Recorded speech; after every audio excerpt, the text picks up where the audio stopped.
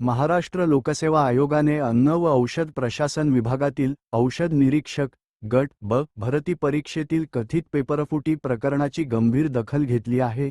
या प्रकरणातील प्राप्त पुरावे आणि संबंधितांच्या निवेदनांची सखोल पडताळणी करण्यात आली असून दोषी आढळणाऱ्यांविरोधात पोलिसांत रीतसर तक्रार दाखल करण्यात येणार असल्याची माहिती महाराष्ट्र लोकसेवा आयोगाचे सचिव महेंद्र हरपाळकर यांनी दिली आहे। या कारवाईमुळे भरती प्रक्रियेतील पारदर्शकता आणि विश्वासार्हता कायम राखण्याचा आयोगाचा निर्धार स्पष्ट झाला आहे। डेस न्यूज मराठी प्रतिनिधी एजाज शेख, नाशिक। तक्रारदार अथवा उमेदवार ज्यांचे नाव या तक्रारीमध्ये आहेत त्यांनी निवेदन ईमेलद्वारे सादर केलेले आहेत।